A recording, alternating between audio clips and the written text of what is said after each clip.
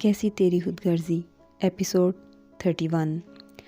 आज शमशेर को बड़ी शिद्दत से अपनी तमाम गलतियाँ, वो सारी ज़्यादतियाँ जो उसने महक को पाने के लिए महक और उसके घर वालों के साथ की, सब याद आती रहीं और अपने किए पर बहुत अफसोस हो रहा था। वो सब जो बाबा साहब ने महक के साथ किया उस पर भी शमशेर बहुत दुखी था।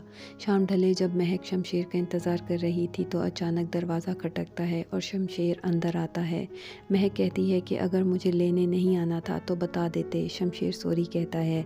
महक कहती है सॉरी की बात नहीं आ सकते थे तो फ़ोन कर देते, मगर शमशेर खामोश रहता है। महक उसे पूछती है कि क्या हुआ। शमशेर कहता है कि शेरू मर गया। महक पूछती है कि कैसे। शमशेर कहता है कि बिल्कुल वैसे ही जैसे तुम्हें मारने की कोशिश की थी, जैसे सारे इत्तफाकात हुए थे हमारी ज़िंदगी में, बस फ़र्क सिर्फ इतना है कि शायद शेरू की किस्मत ख़राब थी। महक कहती है कि तुम्हारे बाबा साहेब, और शमशेर बताता है कि इन सब के पीछे बाबा साहब ही हैं। महक कहती है कि शमशेर हम नहीं लड़ सकते। शमशेर कहता है कि क्यों नहीं लड़ सकते। महक याद करवाती है कि जब तुम मेरे घर आया करते थे तो मेरे बाबा डर जाते थे, उन्हें हमारी ज़िंदगी प्यारी थी, उन्होंने हार मान ली। तुम्हारी ज़िंदगी की कीमत पर यह जंग नहीं लड़नी मुझे। शमशेर कहता है जो कुछ उन्होंने तुम्हारे साथ किया वो मैं भूल नहीं सकता। महक समझाती है कि हम हर चीज़ का बदला नहीं ले सकते, लेकिन कुदरत लेती है। मैंने अपना फ़ैसला कुदरत पे छोड़ दिया, तुम भी छोड़ दो। महक याद करती है शेरू की बातें जो उसने कहा था कि मैं तुम लोगों को मारने के इरादे से नहीं आया था। शेरू की बीवी को बाबा साहब मार देते अगर वो उनके पास ना आता।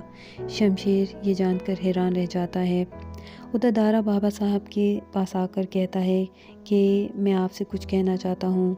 बाबा साहब उसे बैठने को कहते हैं। दारा पूछता है कि कब तक ये सब ऐसे ही चलेगा। बाबा साहब उससे पूछते हैं कि क्या। दारा कहता है कि कब तक लोग आपकी अना के पीछे ऐसे मरते रहेंगे।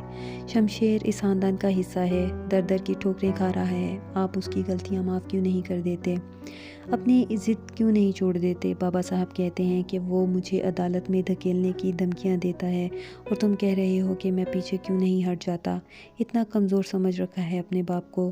दारा कहता है कि बात कमज़ोर और ताकतवर की नहीं है बाबा साहब, उसने आपको नहीं, आपने उसे पैदा किया है। वो बच्चा है, आप बड़े हैं।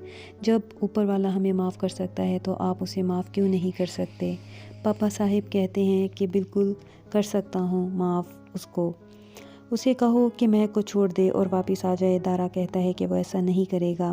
बाबा साहब कहते हैं तो जो अपनी माँ के मरने के बाद भी कमज़ोर नहीं पड़ा, तुम उसके लिए मुझे कहते हो कि मैं पीछे हट जाऊँ, पॉसिबल नहीं है। बाबा साहब शमशेर की बातें याद करते हैं। निदा अपने माँ बाप के घर आती है। उसके बाबा पूछते हैं कि तुम अपने घर में बता कर आई हो, जिस पर निदा कहती है कि वो सीधे मुंह बात तक नहीं करते। उसके बाबा कहते हैं कि ये घर तुम्हारा है, जब चाहे आ सकती हो, मगर अब तुम किसी की बहू और बीवी हो। क्या ही अच्छा होता कि तुम पीछे इत्तला देकर आती तो कोई परेशान भी ना होता। खामोशी और बर्दाश्त से सब ठीक हो जाता है। निदा कोशिश करने को कहती है। निदा अपनी सास की कड़वी बातें याद करती है। उधर एहसान दफ्तर से वापस आता है और सीधा अपने कमरे की तरफ चला जाता है।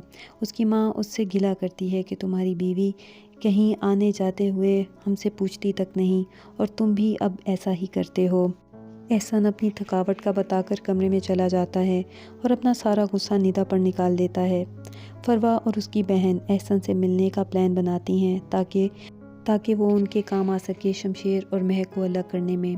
इधर शमशेर को उसका मैनेजर बुलाकर पहली तनख्वाह देता है, जिसे देखकर शमशेर की आंखें भर आती हैं और शमशेर जल्दी छुट्टी लेकर चला जाता है।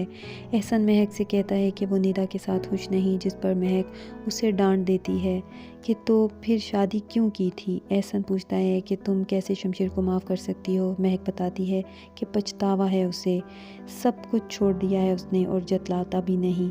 मैं उसके साथ खुश हूँ। तुम्हारी अब मेरी ज़िंदगी में कोई जगह नहीं, और आइंदा मुझसे बात करने की कोशिश की तो मैं तुम्हारी कंप्लेंट कर दूंगी। और ये कहकर वो वहाँ से चली जाती है। दफ्तर के बाहर शमशेर महक का इंतज़ार कर रहा होता है। महक उसे देखकर खुश हो जाती है। शमशेर अपनी सैलरी मिलने का बताता है और शॉपिंग पर ले जाने को कहता है।